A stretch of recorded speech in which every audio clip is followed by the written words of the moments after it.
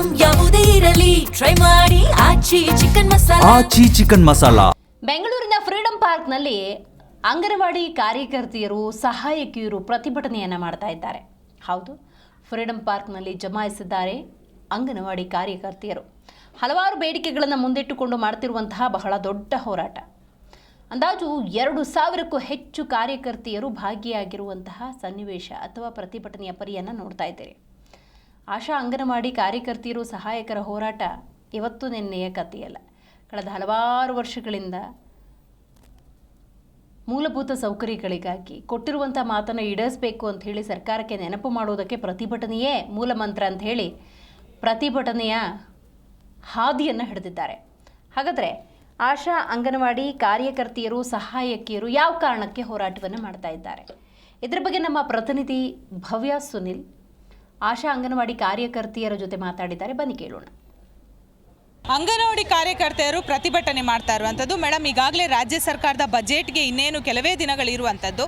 So ಈಗಾಗಲೇ ನೀವು ಬಹಳಷ್ಟು ಸಲ ಒಂದು ಪ್ರತಿಭಟನೆಯನ್ನು ಮಾಡಿದರೆ, ಈಗ ರಾಜ್ಯ ಸರ್ಕಾರ ನಿಮ್ಮ ಬೇಡಿಕೆಯನ್ನು ಇಲ್ಲಿವರೆಗೆ ಈಡೇರಿಸಿಲ್ವಾ? ನಿಮ್ಮ ಬೇಡಿಕೆ ಏನು ಮ್ಯಾಮ್?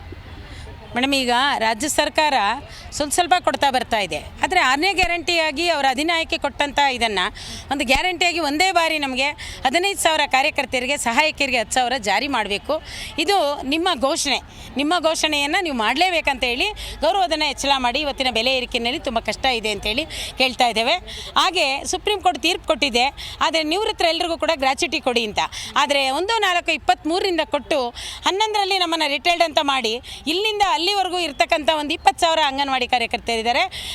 ಆಗೋದು ಒಂದು 200 ಕೋಟಿ ಆಗುತ್ತಷ್ಟೇ. ಒಂದು ಬಾರಿಗೆ ಬರೀ ಕೈಯಲ್ಲಿ ಕಳಿಸಿದ್ದೀರಿ, ಜೊತೆಗೆ ಅವರಿಗೆ ನಿವೃತ್ತಿ ವೇತನವನ್ನು ಕೊಡ್ತಾ ಇಲ್ಲ. ಬರೀ ಕೈಯಲ್ಲಿ ಹೋಗಿ ಇವತ್ತು ಭಿಕ್ಷೆ ಮಾಡ್ತಾ ಇದ್ದಾರೆ, ದೇವಸ್ಥಾನಗಳಲ್ಲಿ ಕೆಲಸ ಮಾಡ್ತಾ ಇದ್ದಾರೆ. ಇಂಥ ಪರಿಸ್ಥಿತಿಯಲ್ಲಿ ಇರ್ತಕ್ಕಂಥ ಹೆಣ್ಮಕ್ಳಿಗೆ ನೀವು ಗ್ರಾಚ್ಯುಟಿಯನ್ನು ಜಾರಿ ಮಾಡಬೇಕಂತೇಳಿ ಹಲವಾರು ಬಾರಿ ಹೋರಾಟ ಮಾಡಿದ್ದೀವಿ. ಇದೇ ವೇದಿಕೆ ಒಳಗಡೆ ನಮ್ಮ ಲಕ್ಷ್ಮೀ ಹೆಬ್ಬಾಳ್ಕರ್ ಮೇಡಮ್ ಅವರು ನಾನು CM ಅವ್ರ ಜೊತೆ ಮಾತಾಡಿ, ಹೌದು ಅಧಿಕಾರಿಗಳ ವೈಫಲ್ಯದಿಂದ ಆಗಿದೆ, ನಾನು ಮಾಡಿಸ್ಕೊಡ್ತೇನೆ ಅಂತ ಹೇಳಿ ಮಾತು ಕೊಟ್ಟಿದ್ದೀರಿ. ಇದನ್ನು ಮಾಡಿಸ್ಕೊಡ್ಲೇಬೇಕು, ಆ ವೃದ್ಧರಿಗೆ ನೀವು ನ್ಯಾಯ ಕೊಡಿಸಲೇಬೇಕು ಅಂತ ಹೇಳಿ ಬಹುಮುಖ್ಯವಾಗಿ ಇವತ್ತು ಹೋರಾಟವನ್ನು ಹಮ್ಮಿಕೊಂಡಿದ್ದೇವೆ. ಹಾಗೆ ಮೇಡಮ್, ಈಗ BLO ಜವಾಬ್ದಾರಿ ಮತದಾರರಿಗಳಿದ್ದು ಗಟ್ಟೆ ಅಧಿಕಾರಿಯ ಜವಾಬ್ದಾರಿ ಏನಿದೆ ಅಂದರೆ ಎಲ್ಲವೂ ಮೊಬೈಲಲ್ಲೇ ಮಾಡಬೇಕು. ನಮ್ಮ ಹೆಣ್ಮಕ್ಳು ಪೋಷಣ್ ಟ್ರ್ಯಾಕನ್ನು ಮೊಬೈಲೇ ಮಾಡಬೇಕು. ಪ್ರತಿಯೊಂದು ಅದನ್ನು ಕೂಡ ಮೊಬೈಲಲ್ಲೇ ಮಾಡಬೇಕಾಗಿರೋದ್ರಿಂದ ಅದು ಮನೆಗೆ ಹೋಗಿ ತೊಗೊಳ್ಳೋದಕ್ಕೆ ಕ್ಯಾಪ್ಚರು ಸಿಗೋದಿಲ್ಲ. ಈಗ ಯಾವಾಗಂದ್ರೆ ಅವಾಗ ಅವರು ಮೀಟಿಂಗ್ ಕರಿತಾ ಇರ್ತಾರೆ. ಪುಟ್ಟ ಮಕ್ಕಳೇ ಇವತ್ತು ನಮ್ಮಲ್ಲಿ ಇರ್ತಕ್ಕಂಥದ್ದು 3ರಿಂದ 6 ವರ್ಷದ ಮಕ್ಕಳನ್ನ ಬಿಟ್ಟು ನಾವು ಯಾವಾಗಂದ್ರೆ ಅವಾಗ ಹೊರಗಡೆ ಹೋಗ್ತಾ ಇದ್ರೆ ಆ ಮಕ್ಕಳಿಗೆ ತೊಂದರೆ ಆದರೆ ಯಾರು ಇದು ಮಾಡ್ತಾರೆ? ಮತ್ತು 60 ವರ್ಷ 50 ವರ್ಷ ಆದವ್ರಿಗೆ ಇವತ್ತು FRS ಮಾಡೋಕ್ಕಾಗದೆ ಬೇರೆಯವ್ರ ಆಶ್ರಯದಲ್ಲಿ ಕೆಲಸ ಮಾಡ್ತಾ ಇದ್ದಾರೆ. ಅಂಥ ಕಾರ್ಯಕರ್ತೆಯರನ್ನು BLO ಇಂದ ಬಿಡೋದೇ ಇಲ್ಲ, ಕೈ ಬಿಡದೆ ತುಂಬ ಹಿಂಸೆ ಕೊಡ್ತಾ ಇದ್ದಾರೆ. ಅವರಿಗೆ ನೋಟಿಸ್ ಕೊಡ್ತಾ ಇದ್ದಾರೆ, ಮತ್ತು ನಮ್ಮ DD ಕಳಿಸಿ ಅವ್ರನ್ನ ವಜಾ ಮಾಡಿ ಅಂತಿದ್ದಾರೆ. ಇದು ಯಾವ ನ್ಯಾಯ ಮೇಡಮ್? ಇತರೆ ಕೆಲಸ ಮಾಡೋದಕ್ಕೆ ವಜಾ ಮಾಡಿ ಅಂತ ಹೇಳ್ತಾ ಇರೋದು ಸರ್ಕಾರದ ನೀತಿ ಸರಿನಾ? ನಮ್ಮನ್ನು ಕರ್ಕೊಂಡಿರೋದು ನೀವು ICDS ಸೇವೆ ಮಾಡಲಿಕ್ಕೆ, ಮಹಿಳೆಯರ ಮಕ್ಕಳ ಗರ್ಭಿಣಿಯರ ಸೇವೆ ಮಾಡಲಿಕ್ಕೆ ಕರೆದು ಈ ಥರ ಎಲ್ಲ ಕೆಲಸಗಳಿಗೂ ಮಾಡಲ್ಲ ಅಂದರೆ ಸಾಕು, ನಿಮ್ಮನ್ನು ಕೆಲಸದಿಂದ ತೆಗಿತೀವಿ. ಈ ಧೋರಣೆಯ ಮಾತುಗಳನ್ನು ಕೈ ಬಿಡಬೇಕು ಸರ್ಕಾರ. ಇಲಾಖೆ ಕೂಡ ಇದಕ್ಕೆ ಸಮ್ಮತಿಸಬೇಕು. ಯಾವ ರೀತಿ ಕೆಲಸ ಮಾಡಬೇಕು, ಆಗದೇ ಇರೋರಿಗೆ ಏನು ಮಾಡಬೇಕು ಅನ್ನೋದ್ರ ಬಗ್ಗೆ ಕ್ರಮ ತಗೊಳ್ಬೇಕು ಅಂತ ಕೇಳ್ತಾ ಇದ್ದೀವಿ. ಪ್ರಭಾರವತಿಯ ಹೇಳ್ತಾರೆ 50 ರೂಪಾಯಿ ಕೊಡ್ತಾರೆ ಮೇಡಮ್, ಪಕ್ಕದವ್ರಿಗೆ ಹೋಗಿ 2 ವರ್ಷ 3 ವರ್ಷ ಆದರೂ ಕೂಡ ಇನ್ನೂ ಅಂಗನವಾಡಿ ಕೇಂದ್ರಗಳಿಗೆ ಕಾರ್ಯಕರ್ತೆಯರನ್ನ ತೊಗೊಂಡಿಲ್ಲ, ಸಹಾಯಕಿಯರನ್ನ ತೊಗೊಂಡಿಲ್ಲ. 3 ವರ್ಷ ಆಗಿದೆ. ಒಬ್ಬ ಕಾರ್ಯಕರ್ತೆ ಅವಳೇ ಪಾತ್ರೆ ತೊಳಿಬೇಕು, ಅವಳೇ ಅಡುಗೆ ಮಾಡಬೇಕು, ಅವಳೇ BLO ಹೋಗಬೇಕು.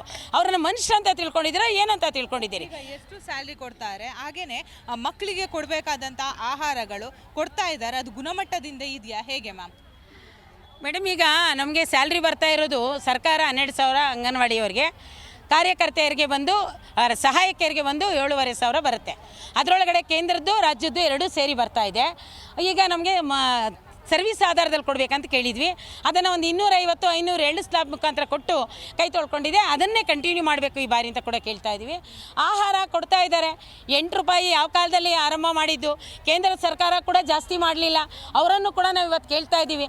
8 ರೂಪಾಯಿ ಆಹಾರದೊಳಗಡೆ ಒಂದು ಉಪ್ಪಿಟ್ಟು ಇದಕ್ಕೆಲ್ಲ ಕೊಟ್ಟು 50 ಪೈಸೆ ತರಕಾರಿ ಕೊಡ್ತಾರೆ.